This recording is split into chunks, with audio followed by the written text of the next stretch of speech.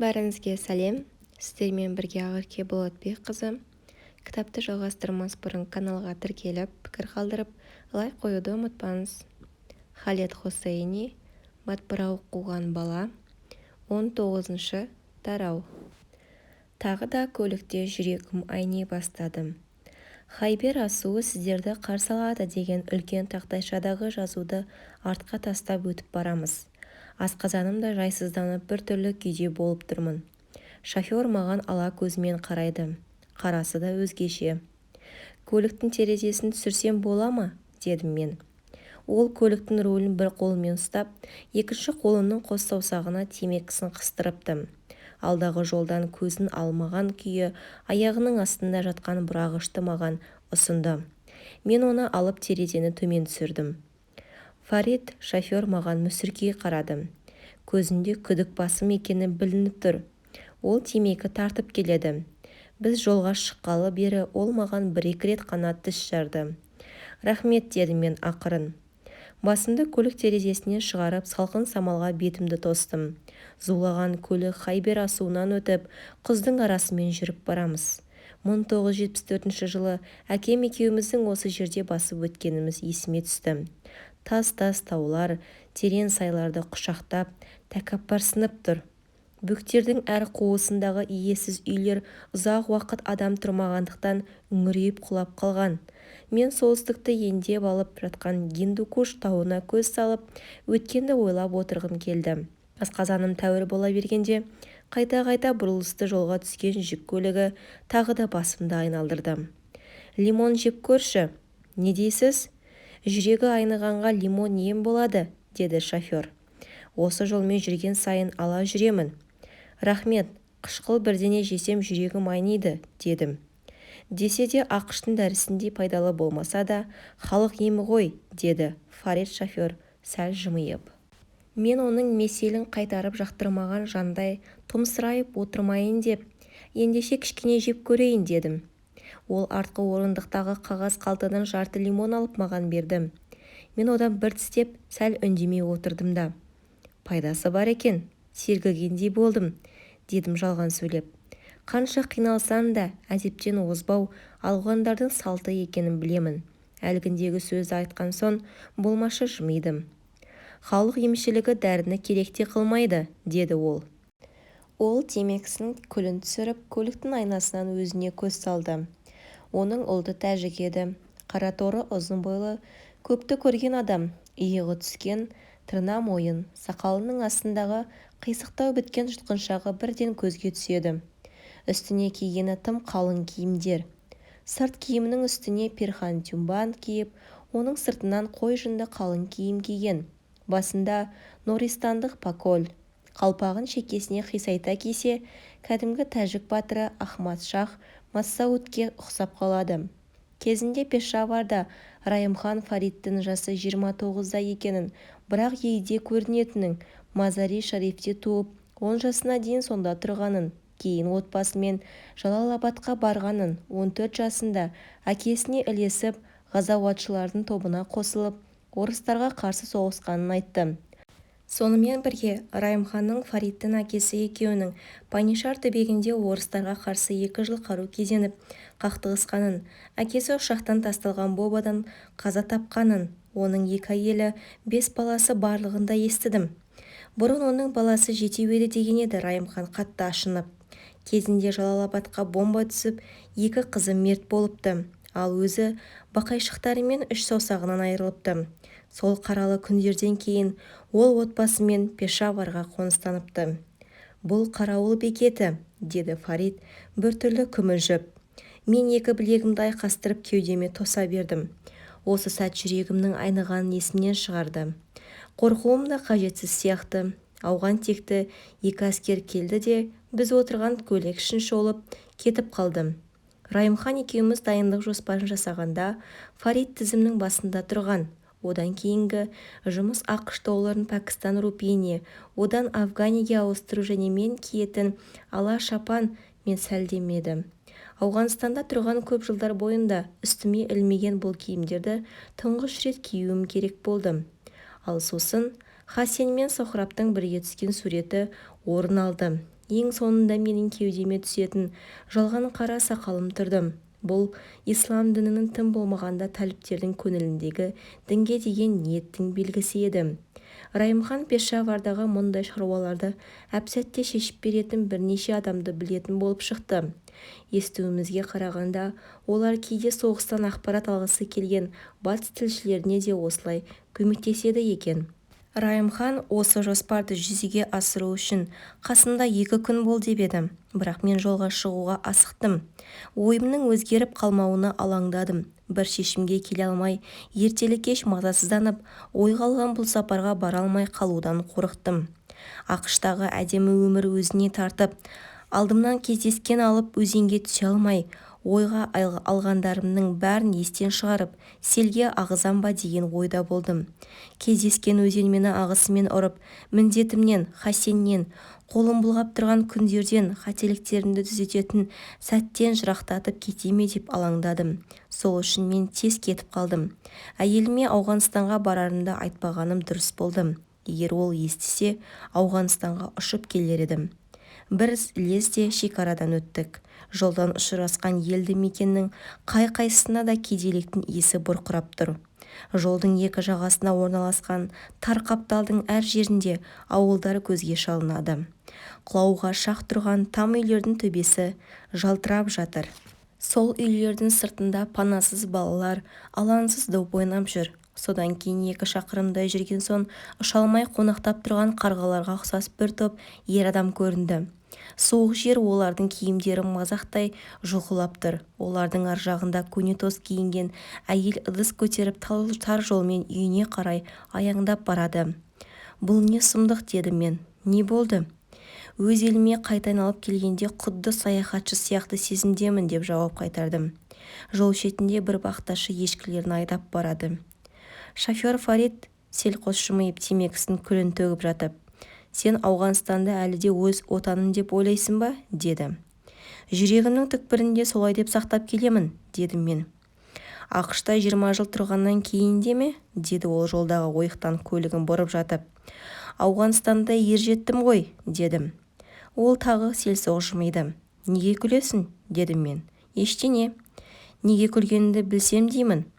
Осы кезде оның жанары жарқ ете қалды. Мен оны көлік айнасынан көрдім. «Білгің келе ме?» деді ол жақтырмаған сынаймен. «Сәл ойланып көрейін. Сен шетелде Далиған ауласы бар, 2-3 қабатты үйде тұратын шығарсың. Қақпасы да ойдағыдай болуы керек. Әкең сол елдің көлігін мінеді, ал өзін қызметші жұмсайсың. Мүмкін ол хазары болар. Қонақ үйлеріңді көз сүріндірердей безендіргенсіңдер. Онда достарыңмен бірге арақ ішіп, шетелдегі саяхаттар туралы айтысады. Мен ұлымның көзін бәске тігемін. Сен бүгін тұңғыш рет басына ақ сәлде орап отырсың, рас па?» деді ол маған ыржия қарап. Сапсары тістері анық көрінді. «Мұны несіне сөз етіп отырсың?» дедім мен. «Сенің білгің келеді ғой», деді ол міз бақпай. Сосын көшеде бір арқа отын көтеріп бара жатқан ұсқынсыз бір қарияны нұсқады. «Нағыз ауғандық деп ананы айтады. Мен білетін ауғандық сол. Ал сенші? Сен біз үшін тек жиһанге саяхатшы ғанасың. Бұлай екенін өзің де білесің емес пе?» Осыдан бұрын Райымхан маған Ауғанстандағы соғыстан аман қалғандар сені жылы қабылдамайды деген еді. «Мен сенің әкең, қыздарың үшін қайғырамын. Анау қолың үшін де», дедім мен. «Олай етуінің еш қажеті жоқ», деді ол басын шайқап. «Сендер сияқтылар осында келіп, әкелеріңнен қалған жерді сатып, ақшасын ақш-қа апарып, шешелеріңді іздейсіңдер. Бұл не қылғандарың?» «Шешем мен туған кезде қайтыс болған», деп жауап қайтардым. Ол терең тыныс алып темекісін тұтатып, аз-кем үнсіз қалды. «Көлікті тоқтат», дедім мен. «Не үшін? Тоқтатсаншы. Құсқым келді». Көлік жол жиегіне тоқтағанша шыдамай лақ еткіздім. Күн батып кеш кірді, бірақ түсі өзгеше күйде. Аптапқа қапталған жалама құздар сарғыштанып тұр. Біз түскен бұл жол Ланди Коталдан құлдилап, Шинуариді ендей өтіп, Ланди Канаға барып тіреледі. Жол бойындағы Торкам ауылы асып ауған шекарасына кірдік. Жолдың екі жағалауындағы бітік өскен аршалар қурап бітуге шақ қалған. Хайбер асуы көңілімді құлазытып еді, енді міне орман көрініп, аз да болса серпіліп қалдым. Көз алдымызда Жалал-Абад көрініп тұр. Ол қалада Фариттің туысының үйі бар екен. Сол үйде түнемекпіз. Күн бата бере Жалал-Абадқа жеттік. Бұл шаһар Нангархар өлкесінің орталығы. Өзгеше ауасы, дәмі тіл үйретін жемістері оның даңқын аспандатқан еді. Фарит қала орталығындағы үйлер мен тас үйлерді аралап өтті. Мұндағы пальма ағаштары да бұрынғыдан азайыпты. Кей үйлердің төбесі құлап, сау тамтығы қалмағандай. Фарит шаны бұрқыраған топырақ жолмен байлап барып, көлікті тоқтатты. Көліктен түсіп, ұйып қалған қол-аяғымды жазып терең демалдым. Бұрын Жалал-Абадтың кең өлкесінен салқын самал ескенде, масатыда жайқалған қамыстың мұрынды жаратын иісі аңқып тұратын.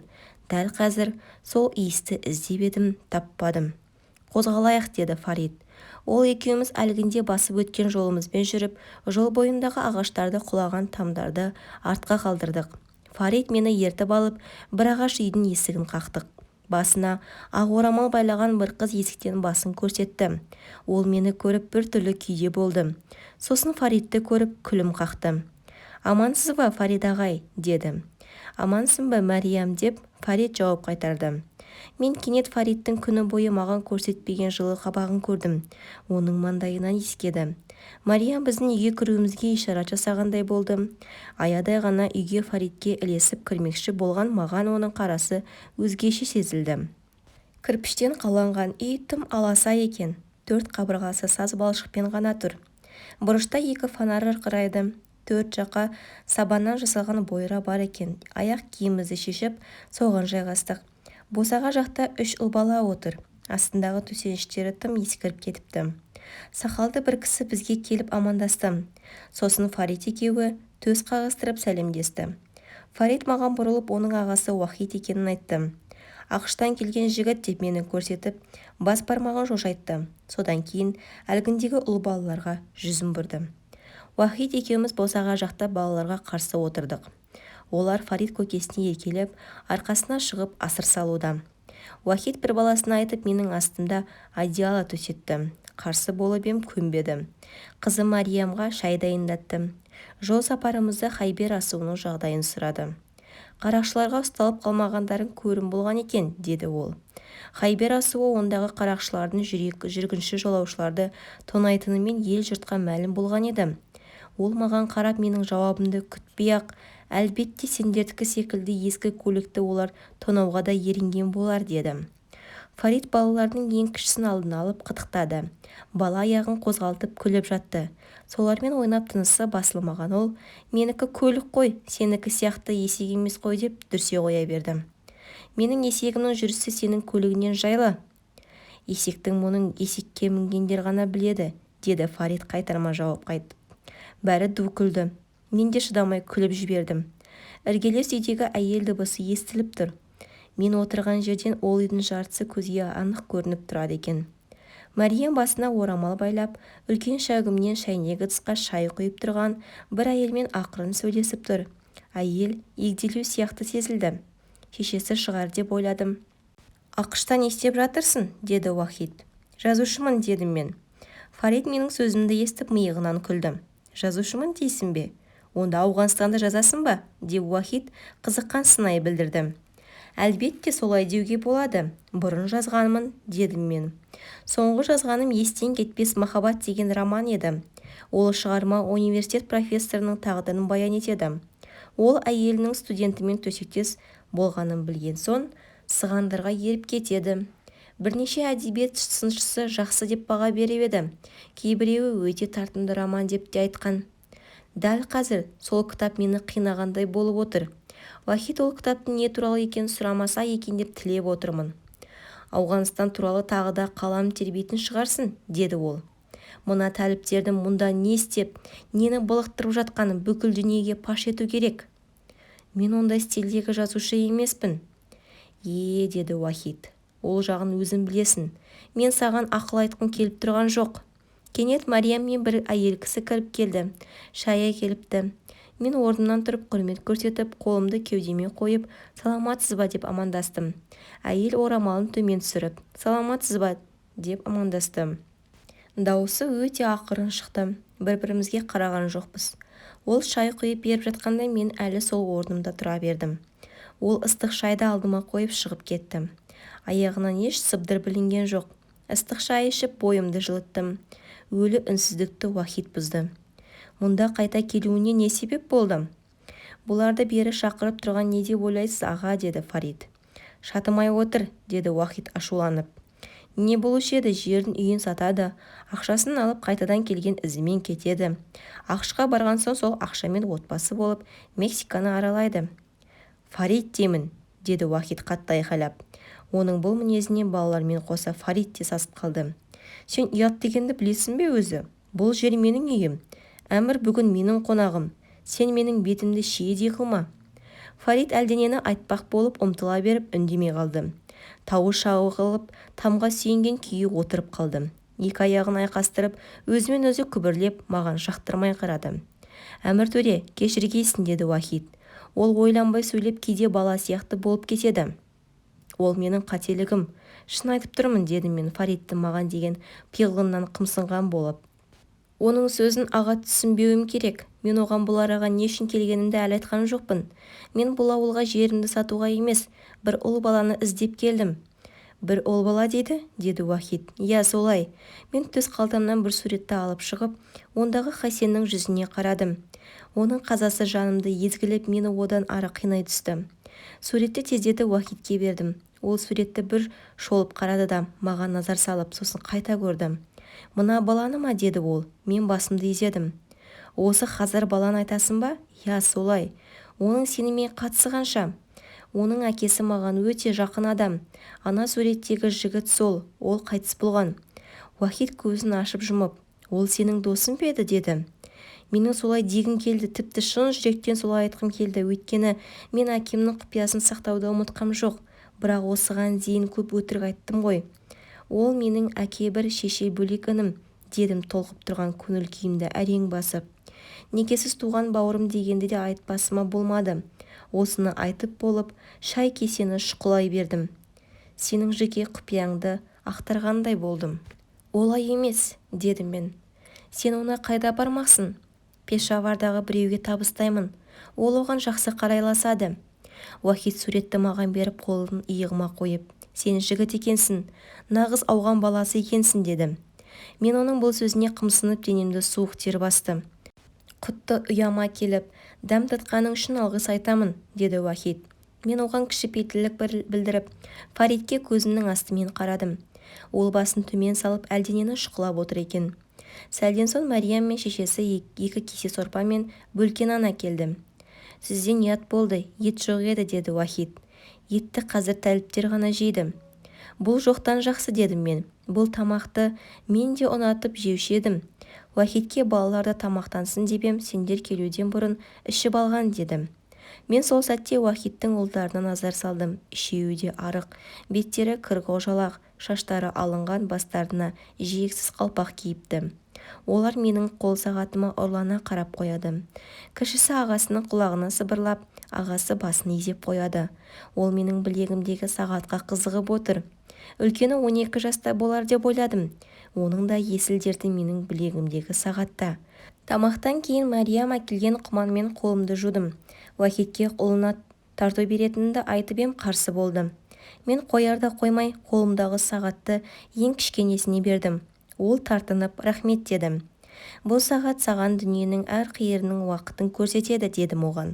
Олар сөзіме бастарын изеп, сағатты бірінен соң бірі білектеріне тағып көрдім. Сәлден соң олардың қызығушылықтары басылып қалған сияқты, сағат сабан бойранның астында қала бердім. Сен бұл істі маған неге айтпағансың, деді Фарид, Уахиттің әйелі бізге төсек салып жатқанда. Саған нені айтамын? Ауғанға не үшін келгеніңді? Бұл жолда ол әдептірік сөйледі. Сен сұраған жоқсың ғой, дедім мен. Сұрамасам да айтуға тиіс едің. Ол маған қарай аунап басын шынтағыма қойып, әлгі балаңа табуына мен көмектесермін. Рахмет саған, Фарид, дедім мен. Білмей жатып бет алды ойлағаным үшін мен айыптымын. Мен ауыр күрсіндім де. Бұл не дегенің, бұл тек түсінбестік қой дедім. Оның екі қолы артына қайырылып байланып, қолындағы арқан білегін қиып кеткен. Көзін қара матамен танып тастаған. Жолға іркілген судың шетінде қос тізерлеп отыр. Басы төмен салбыраған. Екі тізесі жерге тиіп Аллаға сыйынып дұға оқыды. Киген шалбарына сіңген қан бәрін айғақтап тұр. Аспан өзгеше кейіпке еніп сұрланып тұр. Оның көлеңкесі сазарған құм бетінде ары-бері ырғалады. Ол көз жасын төгіп, әлденені айтқандай болды. Мен оның алдына бардым. Бәрі сен үшін еді ғой, деді ол. Ол біресе еңкейіп, біресе шалқайып отыр. Басын көтергенде ерніндегі қоян жырығын көрдім. Бұл жерде ол екеуміз ғана емеспіз. Мен алдымен қарудың ұңғысын, одан оның артында тұрған біреуді көргендей болдым. Оның бойы ұзын, жилет киіп, басына ақ сәлде ораған. Көзін тамған адамға өлермендене көз тігіп тұр. Көзі бос қалған аралдай ұшы-қиырсыз. Ол қауын алып шығып, тізерлеп отырған еркектің басына кезеді. Күннен түскен сәуле қарудың теміріне шағылысып кетті. Қарудың ащы дауысы айналаны көміп кетті. Мен оқтың иісі сейілгенде атылған қарудың ұңғысына қарап, оны атқалы тұрған адамның бетіне қарадым. Жилет киген жендет мен екенмін деймін. Шошып ояндым. Даусым қарлығып қалыпты. Сыртқа шықтым. Ай сәулесін төгіп тұр. Тұрған жерінен қозғала алмай аспанға көз салдым. Қараңғыда шегірткелер ән салып ұшып жүр. Аяғымның астынан мұздай суық білінді. Кіндік кескен жеріме келгенімді енді ғана сезінгендей болдым. Басқаша сезім, басқаша түйсік. Осы күнге жету үшін қаншама күн, ай, жылдар жылыстады десеңізші. Осы жерде менің үлкен атам бақилық болар алдында ғана 3-ші тоқалын алған. 1915 жылғы Кабулдағы қояншық ауырын аластату науқаны оны бұл дүниемен қоштастырды. Ол алдыңғы 2 әйелінен ұл сүйе алмаған еді. 3-ші алған әйелі оның арманын орындады. Осы топырақта менің атам Нәдір патшамен бірге саяхатқа шығып аң аулаған. Атам осы жерде қайтыс болған.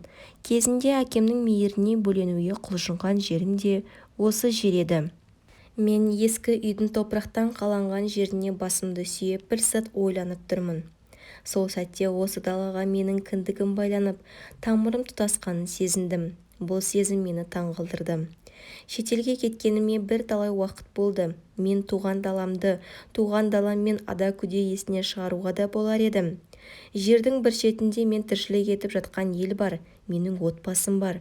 Мен қазір отырған мына жердің анау шетінде мәңгілік мызғып жатқан адамдарға мен өмір сүрген жер бейне бір құс жолы сияқты алыс һәм жұмбақ сезілетін болар. Мен асылы туған жерімді бір жола ұмыттым деп ойлап едім. Қателескен екенмін. Ай сәулесіне шомылып тұрып, аяғымның астында тұрған Ауған даласының мұңлы дауысын естігендей күйде тұрмын. Ауғанстанда мені ешқашан есінен шығармаған екен.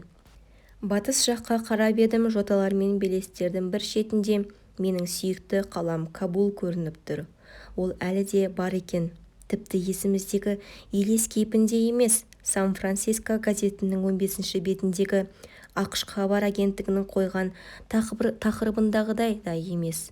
Ол тек батыста көкпен таласқан таулардың бір шетінде ұйықтап жатыр. Хасен інім екеуміз сол қаланың төсінде сайран салып батпырауық қуғанбыз. Менің түсімде көрініс берген көзі таңғалған әлгі адам ажалынан 3 күн бұрын өлген болатын. Кезінде анау тау бөктерінде мен өз шешімімді жасағанмын. Араға 20 шақты жыл салып, сол шешімім мені осы араға бастап келді. Үйге кіргім келіп еді, ішінен шыққан дыбыстар естілді. Уахиттің дауысын жазбай таныдым. Балалар аш отыр. Қарнымыз ашты, бірақ қонақты сыйлауымыз керек қой, маған енді қайт дейсің? Уахиттің дауысы біртүрлі аянышты шықты. Ертең тіске басар бірдеңе тауып кел, дейді әйелі. Мен қалай асыраймын? Мен үнімді шығармай ақырын кетіп қалдым. Әлгінде балалардың не үшін сағатқа зауқы соқпай қалғанын енді түсіндім. Олар менің сағатыма емес, жеп отырған тамағыма телміріпті. Ертесі олармен қоштасып жолға шықтық. Уахитке қонақжайлығы үшін алғыс айттым.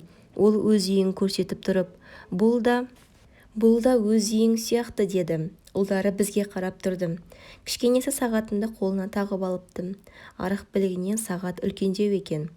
Көлік жүргенде артқайнадан оларға көз салдым. Қалың шаң арасында қалған Уахитті ұлдары айнала қоршап алыпты. Егер мына тентек балалар аш болмаса, біздің көлігіміздің соңынан қуар еді деп ойладым. Сол күні мен осыдан 26 жыл бұрын істеген бір ісімді қайталадым. Ол не десеңіз, мен Уахиттің үйінің төріне бір уыс ақшаны тығып кеттім. Бұны ешкім көрген жоқ. 20-шы тарау. Фарид маған алдын ала айтқан болатын, бірақ оның сөзі далаға айтылғанмен бірдей болып шықты. Біз бомба түсіп шұңқыр болып ойылған жолда келе жатырмыз. Жалалабадтан шығып Кабулды бетке алып барамыз. Бұрын дәл осы жолдың қарсы бағытымен жүк көлігімен өткенмін. Сол кезде әкемді есірткі тұтынған орыс әскері атып тастауға шақ қалып еді. Сол түні әкем мені қатты қорқытқан еді. Бірақ бәрібір әкемді мақтан етіп келдім. Кабулдан Жалалабадқа барар жолдың бұралаңы көп еді. Көлік ары-бері теңселгенде ішіндегі жолаушыны да қоса қинайтын. Қазір сол жолда шаң баласы көрінбейді. Бір емес, екі мәрте орын алған соғыс зардабы бәрін білдірген. Осыдан 20 жыл бұрын мен бірінші соғысты көрдім. Жол шетінде жатқан қирандылар мен қалдықтар соғыстың әлі тоқтамағанын айғақтап тұрғандай. Өрт шалған орыс танкісінің жеріне жете кіріп, төңкеріліп түскен әскери көлікті, сай бойында тасқа соғылып дал-дұлы шыққан орыстың джип көлігін сол кезде көріп ем. Ал екінші соғысты теледидардан көрдім. Ал міне қазір Фаридтің көзімен көріп келе жатырмын. Фарид бұралаң жолдан көлігін бұрып айдап ысқыртып келеді. Ол жақсы көңіл күймен келе жатыр. Екеуміз Уахит ағасының үйінен шыққан соң ол көп сөйлейтін болды. Мені өзінің қасына отырғызды. Мойнын бұрып назар аударып сөйледі. Бірнеше рет күліп жайраң қағып отыр.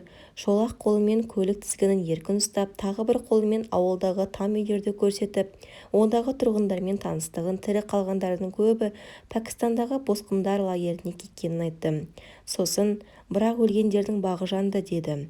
Ол апатты жағдайға ұшыраған бір ауылды көрсетті. Ол үйлердің төбесі құлап, қабырғалары қап-қара болып тұр. Там түбінде бір ит алаңсыз ұйықтап жатыр. Бір досым осында тұрып еді, деді Фарид. Велосипед жөндейтін. Табыланы бес саусағында ойнататын. Таліптер оны отбасымен бірге қырып салып, бүкіл ауылды өртеді. Біз әлгі ауылдан өткенімізде әлгі ит қыбыр еткен де жоқ. Бұрын Жалалабадтан Кабулға 2 сағат шамасында жететінбіз, ал Фарид екеуміз 4 сағатта зорға жеттік. Махипар өткелінен өтіп бара жатқанымызда Фарид маған тағы да ескерту жасады. Кабул, бұрын сен көрген Кабул емес, деді ол. Иә, естігенмін. Фарид маған көз тоқтатып қарады. Оның көзінен мың естігеннен бір көрген абзал деген сөзді оқыдым. Оның айтқанына рас болды. Біз Кабулға кіргенімізде мен Фарид адасып басқа жаққа әкелген шығар деп ойладым. Фарид менің таңқырқап отырғанымды байқады. Ол Кабулға адам тасып жүріп, бұл қаланы көптен бері көрмеген кісінің бұлайша таңырқағанына көзі үйреніп те кеткен сияқты. Ол иығыма қолын қойып, атамекеніне оралуымен, деді салқынқанды кейіппен. Ойран болған атамекен, қайыр сұраған жұрт. Бұл қаладағы көзге көрінетін көрініс осы. Бұрында қайыршыларда бар болатын. Әкем үнемі қалтасында бір уыс майда ақша ұстайтын. Кезіккен қайыршының қолын бос қайтармайтын. Ал қазір қайыршылар саны 2 есе көп секілді. Кигендері жыртық, кір басқан қолдарын әркімге созып бір жармақ сұрайды. Қайыршылардың көбі шиеттей балалар, кейбіне қарап жаның ашиды. Тіпті кейбірінің жасы 5-6-да. Әйелдер оранып баласын алдын алып, адам аяғы үзілмейтін көшеде отыр. Қайырым етіңіз, садақа беріңіз деп зар қақсайды. Бұлардың арасында ересектеу балалар да көрінбейді. Қатыгез соғыс азаматтарды кәдімгідей сиретіп жіберген. Біз батыстағы Картахчар ауданына баратын жолмен келе жатырмыз. Есімде қалғаны бұл көше 1970 жылдардағы негізгі сауда орны Жахид Майуант ауданы еді. Суы тартылып қалған Кабул өзенінің арнасы терістік жағымыздан көлбеңдейді. Алыстан көрінген тау сілемінде көне қаланың қорғаны тұр. Оның шығысында Барахиса қорғаны. 1992 жылы әскери қолбасы Абдул-Рашид Достум басып алған көне қала біз көрген тау төбесінен көзге шалынады. 1992 жылдан 1996 жылға дейінгі аралықта ғазауатшылар ұйымының зеңбіректері сол тау төбесінен Кабулға оқ жаудырып, мен бүгін көріп келе жатқан жан түршігерлік соғысты бастады. Шыр дарбаза тау бөктері батысқа қарай көсіліп жатыр. Жаһанды жалмағасы келетін зеңбіректердің сол бөктерде оталып, қан төгіс жасайтыны да есіме түсе кетті. Оның әр күнгі жойқын дыбысы ауызашар уақыттың болғанын хабарлайтын. Ораза айында оның гүрсілі бір белгі ретінде қабылданатын. Сол кезде қала халқы оның жерді зілзала қылған дыбысын еститін. Бала кезімде Жахид Майуандқа сапарымды үнемі осы жерден өтетімін, деді мен күбірлеп. Бұрын бұл жерге көптеген шағын дүкен, қонақ үй, асханалар, шамдар сән беріп тұрушы еді. Сейфул деген қариядан үнемі батпырауық сатып алушы ем. Ол бұрынғы сақшы қызметінің ғимараты қасынан батпырауық сататын дүкен ашқан. Сен айтып отырған сақшы қызметінің ғимараты сол орнында, деді Фарид. Сақшы қызметі қай жерде де жетіп артылады. Ал Жахид Майуандты айтпағанда, Кабулдың өзге аймақтарынан батпырауық дүкенін кездестіре алмайсың. Ол күндер естелік болып артта қалды. Жахид Майуанд қиранды астында қалыпты. Бірен-саран үйлердің төбесі ғана көрініп тұр. Шаңырағы ортасына түсіп, оқ тескен қабырғалары ғана қалған. Жолдың бәрі жарылған, быт-шыт. Оқ тиген үйдің маңдайшасы қирандыға көлбеу көміліп қалғанын көрдім. Оған «Кока-кола ішіңіз» деген жазу жазылған. Оқпен от тескен қабырғаларға ілініп қалған, құлауға шақ қалған үйлерді де көрдім. Ішінде балалар алаңсыз асыр салуда. Велосипедпен қашар жеккен балалар мен қаңғыбас иттер тау болып үйілген қирандылардың арасын кезіп жүр. Қала шаңға көмілген, өзен жақтан қисық жол сияқты болып түтін көрінеді. Мұндағы орман қайда кеткен? Жұрт оны отынға жағып тастады, деді Фарид. Орыстардың да жаны ашыған жоқ. Неге? Ағаш басына мергенде жасырынатын. Кенет көкірегімді бірдеңе тырмалағандай болдым. Кабулға келуім көптеген көрмеген ескі досымды іздеп келіп, оның қайғы жұтқанын өз көзіммен көргендей болды. Әкем кезінде Шарино ауданынан балалар үйін салып едім. Көне қала жақта орналасқан, оңтүстік жақта, дедім мен. Хабарым бар, ол құрылыс бірнеше жыл бұрын қирап қалған. Көлікті тоқтата тұршы, осында біраз тыныс алайын, көп күтпейсің. Фарид көлігін бір тар көше бойына тоқтатты. Қарсы алдымызда құлауға әзер тұрған бір үй тұр. Есік терезесіз күйде. Бұл дәрі дүкені еді, деді Фарид біз көліктен түсіп жатқанда. Біз оң жаққа бұрылып батысты бетке алдық. Бұл ненің есі, дедім мен. Бірдеңе көзімді ашты. Дизель, деді Фарид жауап беріп. Бұл жердегі электр станциясынан үнемі кінарат шығады. Сол үшін жұрт дизель тұтынады. Дизель дейсің бе? Бұрын осы көшелерде ненің есі бұрқырап жатушы еді. Кәуап, қой етінің кәуабы, деді Фарид тамсанып. Бүкіл Кабул бойынша қазір қой етін тек тәліптер ғана жей алады. Ол кенет менің жеңімнен жұлқып қала берді. Бір көлік бізге қарай таяды. Бұлар қаба сақалды барлаушылар, деді Фарид сыбырлап. Менің тәліпті көргенім осы еді. Бұдан бұрын оларды теледидардан, интернеттен, газет, журналдардан көретімін. Ал мен қазір оларды 50 миль қашықтан көріп тұрмын. Әлдене өн бойымды шарпып өтті. Қорқынышпен үрей билеген жоқ. Жүрегім орнында тұрмын деймін өзіме. Олар таяды, тым тәкаппар көрінді. Олардың көлігі бізге жақын келіп өте шықты. Артқы кабинада түрі суық, ауған жастары орыс мылтығын асып, сақал қойып, қара түсті сәлде ораныпты. Қара торы 20 жас шамасындағы жігіт қабағын тыржитып, қолындағы қамшысын бұлғақтады. Кенет оның өткір көзі менің көзіме тура кеп, арбасып қалды. Мұндай күй бұдан бұрын болғандай емес еді. Тәліп аузындағы насыбайын түкіре салып, аулаққа қарады. Әлі де болса су ішерлігім бар екенін білдім. Олардың көлігі Жахид Майуандты бетке алып зымырап барады. Артында көкке асылған шаң көтеріледі. Сенің есің дұрыс па? Деді Фарит терең дем алып. Не болады? Олардың көзіне қараушы болма. Енді олай істей көрме. Әдейі істеген жоқпын, дедім мен. Досың дұрыс айтады. Жатқан жыланның құйрығынан баспағаның абзал, деді бір кісі. Бұл сөзді анадайда тұрған қарт қайыршы айтты. Ол оқ тескен бір баспалдақта жалаң аяқ отыр. Сәлдесі әбден кірлеген. Сол көзін төмен түскен қабағы басып қалыпты. Ол шор буынды қолын жоғары көтеріп, әлгі қызыл көйлек жеткен жақты нұсқап, олар бәле іздеп жүр. Кімде-кім олардың ашуына тисе, аяғысы келмейді. Тіпті іздеп жүріп табады. Бейкүнә адамдарды құрбандыққа шалады. Тәліптер келе жатқанда төмен қарауың керек, деді Фарит. Досың дұрыс айтады, деді тағы да әлгі қайыршы қарт. Ол жөтеліп, кір қожалақ орамалына түкірді. Маған бір-екі афгани садақа бере аласыз ба, деді ол әрең тыныстап. Берме, ары жүрсін, біз жүрейік, деді Фарит мені өзіне тартып. Қартқа мен 100 000 афганидың біреуін бердім. Ол ақш долларына тең келеді. Қарт жақындап келіп ақшаны алды.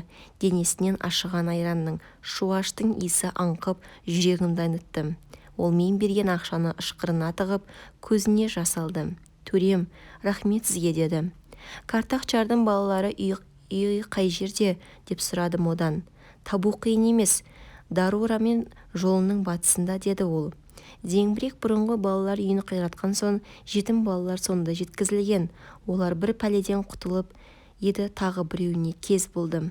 Рахмет сізге, деп мен өз жөніме кеттім. Бірінші рет көріп тұрсың ба? Нені айтасыз? Тәліпті бірінші рет көріп тұрсың ба? Мен жауап бермедім. Қайыршы қарт басын изеп, ақырын күлді. Аузында санаулы ғана тісі қалыпты, сарғайып кетіпті. Олардың Кабулды басып алғанын өз көзіммен көргенмін. Сол күні қатты қуандым, деді ол. Соғыс аяқталды, бірақ бәрібір сәттілік қана қуаныш сияқты болады. Құдды махаббатты бал деп білдім алғашында. Құрдымына иірді ол да сірә, деген өлеңдегідей болды.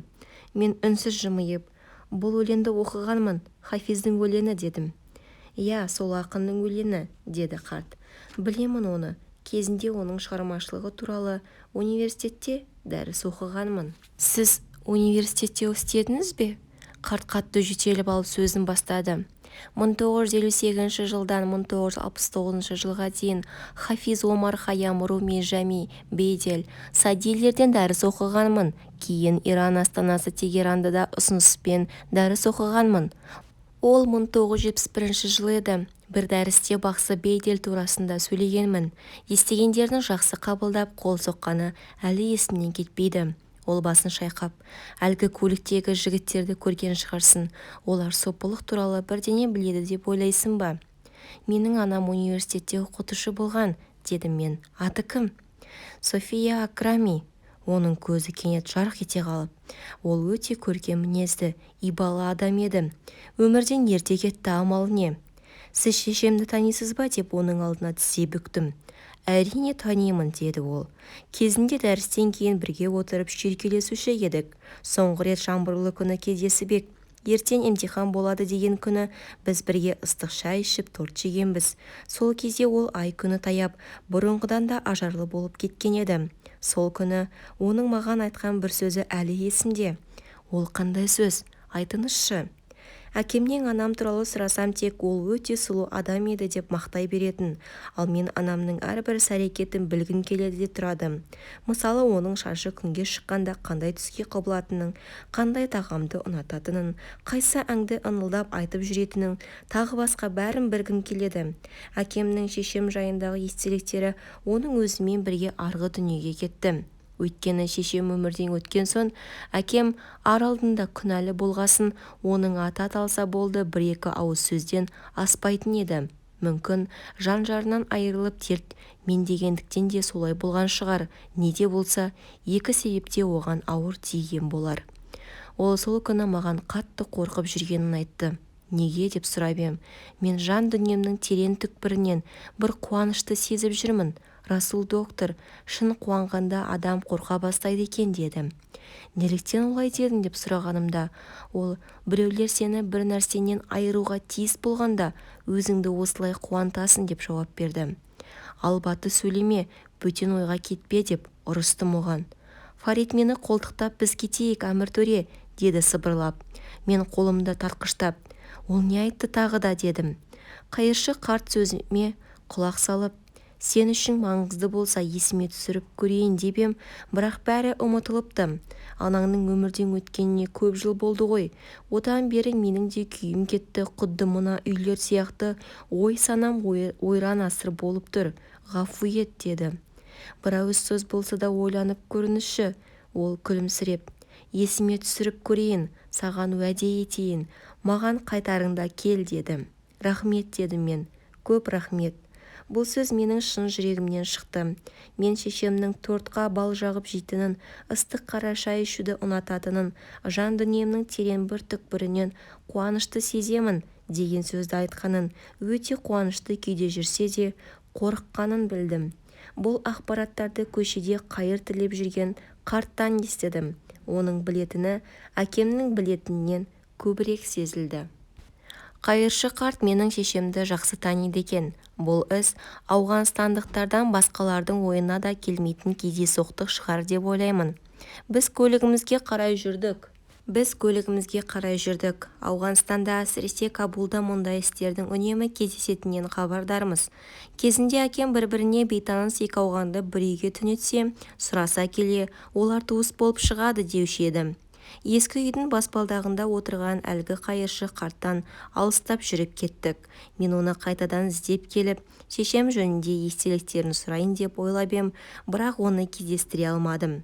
Жаңа балалар үйін Картахчар ауданының түстігінен таптық. Суы тартылып қалған, Кабул өзеніне жақын жерде орналасқан әскери құрылыс екен. Қабырғаларына оқ тиіп жарылған, терезелері тақтаймен қоршалған. Осы жаққа келе жатқанымызда Фарит жолға маған соғыстың зардабы Картахчар ауданына ауыр тиді деп едім.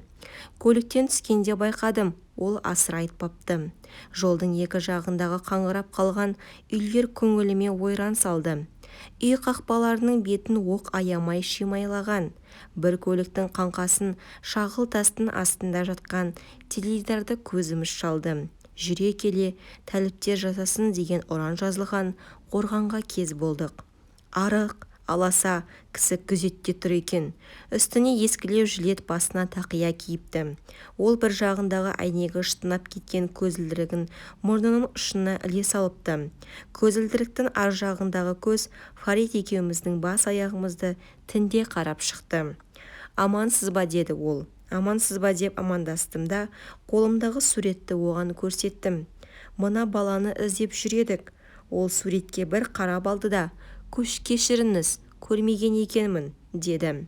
Суретке дұрыстап қараған жоқсыз ғой, деді Фарит. Неге зер салып қарамайсың?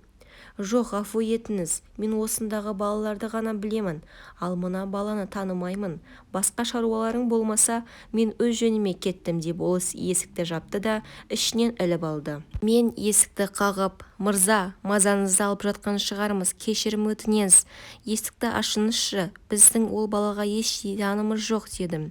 Жаңа айттым емес пе, ол мұнда емес, деді ол есіктің ар жағынан. Қайда беріңдер. Фарит есікке таяп барып, туысқан біз тәліптерді ертіп келген жоқпыз ғой, деді сақтана сөйлеп. Мына жігіт ол баланы қауіпсіз жерге апарады. Мен Пешавардан келіп едім, дедім мен. Менің досым сол жерде балалар үйін ашқан, ерлі-зайыпты американдықты танушы еді. Мен оның есікті артында мазасызданып тұрғанын сездім. Мен Сохраптың әкесін танимын, дедім мен. Оның аты Хасен, шешесінің есімі Фарзана. Сохрап әжесін Саса деп шақырады. Сауатты, ашатаяқты жақсы аталады.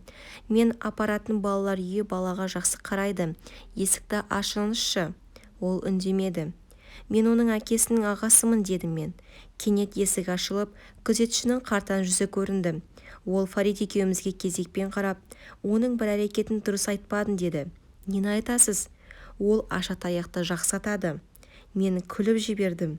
Ол ашатаяғын үнемі алып жүреді. Сосын ол бізді есіктен кіргізіп, өзін таныстырды. Аты Чаман, осы балалар үйінің жауаптысы екен. Мен сендерді кабинетіме апарайын, деді ол. Біз оның соңынан ілесіп, әбден тозған дәлізге өттік. Мұндағы балалардың үстінде көнетоз күртеше, аяқтары жалаң аяқ бірнеше бөлмені аралап ары өттік. Жап-жалаңаш, терезелері пластмассамен қапталған. Бөлмелер темір төсекке толып тұр. Көрпе жастық деген атымен жоқ. Мұнда неше жетім бала бар деп сұрады Фарит. 250-дей бала бар, одан артық болса симайды, деді Чаман артынан бұрылып. Ал олардың көбінің әкесі соғыста қаза тапты. Шешелері баға алмады. Өйткені тәліптер әйелдердің жұмыс істеуіне шектеу қойды. Сол себепті де балалардың осында тұруына тура келді. Ол көз жасын сүртіп тұрған адамның қимылын жасап, сөзін жалғай берді.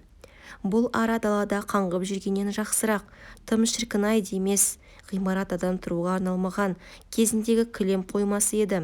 Жуынатын бөлме жоқ, бұрынғы құдық тартылып қалған. Тәліпке барып ойымдағыны айтып құдық қазуға қаржы сұрадым. Олар тасбиығын ары-бері төңкеріп, ақша жоқтығын айтты. Содан кейін ол босағада тұрған көрпелерді нұсқап, балаларға жамылғы, төсектерге жайма, тыс жетіспейді деп жіппен секіріп ойнап жүрген қызды көрсетті. Анау қыз баланы қарандаршы, өткен жылы қыста ағасы суықтан үсіп қалды. Ол айтар сөзін жүріп бара жатып жалғастырды. Таяуда қойманы қарап шығып ем, бір айға жетер-жетпес күріш қалыпты. Ол таусылса, балалар таңғы ас пен кешкі аста тек нан мен шайды азық етеді. Оның түскі ас туралы тіс жармағаны мені қайран қалдырды. Ол кілт тоқтап маған қарап сөйледі. Бұл жер оларға мекен бола алмайды. Тіпті оларға тамақ пен киім де тауып бере алмаймыз. Таза су да іше алмайды. Қамсыз балалық шағынан айырылған балалар осында. Бір өкініштісі, осындағы балалар бағы бар жандар саналады. Талғажау боларлық тамағын тауып бере алмаған байғұс аналар аш құрсақ балаларын осында жетектеп келеді. Көбісін есіктен кері қайтарып отырмын, деп ол маған таяп келіп, сен сонда Соқырапты бұл жерден әкетіп, оған үміт сыйлаймын десін бе? Айтқаның шын болса екен, кеш қимылдаған жоқсың ба? деді. Бұл не дегеніңіз? Ол басқа жаққа қарап, онда маған ілес, деді. Балалар үйіне жауаптымын деген Чаманның кабинеті де қаңырап тұр. Бір үстел, екі орындықтан басқа ештеңе жоқ. Чаман екеуміз жайғасып отырып ек, бір тышқанның қуыстан сығалап үй ішін кезіп жүргенін көрдім. Тіпті әлгі тышқан менің аяқ киімімді иіскегенде денем қалдырап кетті. Ол оны аз көргендей Чаманға барып, оның да аяқ киімін иіскелеп, сонысын есіктен сыртқа жорғалап кетті. Әлгіндегі кешігіп қалған жоқсың ба дегеніңіз қалай? Шай ішесіңдер ме? Мен дайындайын. Рахмет, осылай сөйлесе берейік. Чаман орындықта отыр. Ол екі қолын кеудесіне қойып. Саған айтпақ болғаным жақсы іс емес, өте ыңғайсыз, қатерлі жағдай. Кімге қатер төнеді сонда? Әрине саған, маған болмақ, тіпті Соқырапқа да. Егер әлі тым кеш болмаса, менің білгім келеді. Ол сосын басын изеп. Жақсы, бірақ алдымен сен немере ініңді тапқың келе ме? Осыны айтшы. Мен кенет балалық шағымды ойладым. Біз үнемі басқалармен төбелесетінбіз. Хасен мен үшін барын салатын, жалғыз өзі екі адаммен кейде үшеуімен төбелесе беретін. Ал мен байғұс жасқанып жалт бұрылып, анадай жерден қарап тұратынмын. Өзімді соншама жасы қылған не екенін де білмеймін. Мен далаға қарадым. Бір топ бала бірге билеп жүр. Кішкене қыздың шалбарының сол жақ балағы жоқ. Оңаша отырған ол ойын балалардың әр сәтіне қызға қарап жымияды. Оларға қосылып қол шапалақтайды. Фарит те сол балаларға қарап тұр. Кенет ойыма Уахиттің ұлдары оралды. Сосын есімді жиғандай болып, егер Соқырапты таба алмасам, Ауғанстаннан кетпеймін, дедім өзіме күбірлеп. Оның қайда екенін айтсаншы, дедім оған. Ол маған тік қарап басын изеді.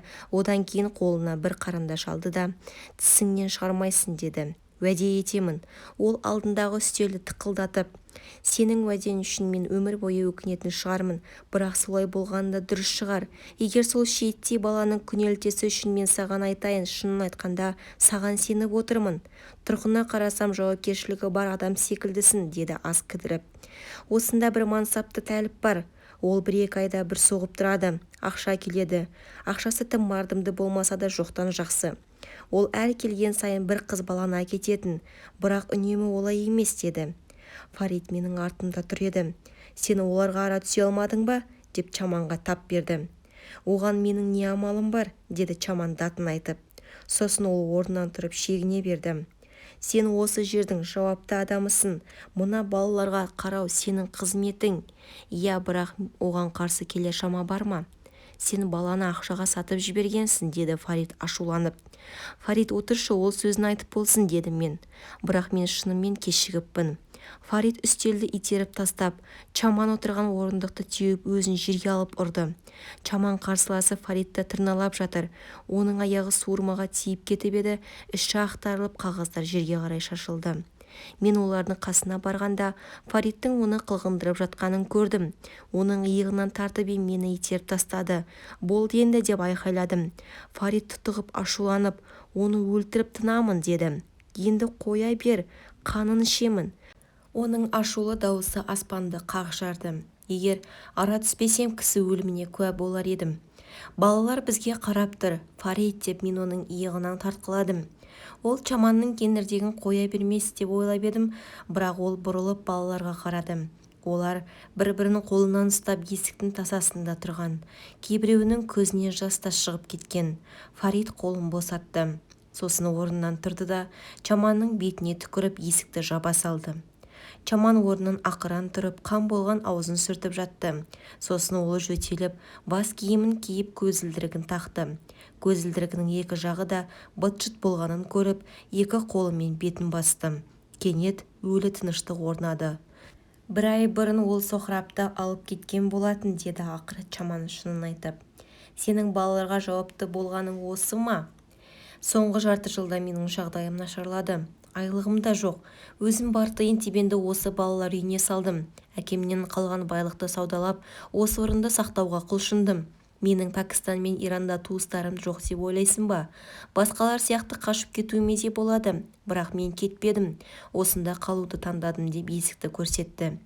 Мүбәда мен оған бір баланы бермей қойсам, ол 10 баланы бірден әкетеді. Сол үшін оны беруге мәжбүр болдым. Қалғаны Алланың қолындағы іс. Қан жұтқан күйде отырып, мен ол берген ақшаны алдым да балаларға жейтін тамаға келдім. Фарит төмен қарады. Ол әкеткен балалардың күйі не болмақ, дедім мен. Чаман көзін уқалап тұрып, кейде осында қайта келеді, деді. Ол дегеніңді біз қалай табамыз? Кім сонда? Ертең Қази стадионына барсан, ойын біткенде үзіліс аралығында оны көре аласың. Қара көзілдірік таққан адам сол, деді Чаман көзілдірігінің сынықтарын жинап жатыр. Кетіндер енді, балаларды шошыттыңдар. Ол бізді сыртқа шығарды. Көлік қозғалғанда айнадан оған көз салдым. Ол әлі есік алдында қылшиып тұр. Балалар оны қоршап, шалбарының сыртына шығып қалған шегесінен мықтап ұстап тұр. Ал Чаман сынық көзілдірігін тағып алыпты. Сіздермен бірге болған Ақерке Болатбекқызы. Каналға тіркеліп, пікір қалдырып, лайк қоюды ұмытпаңыз.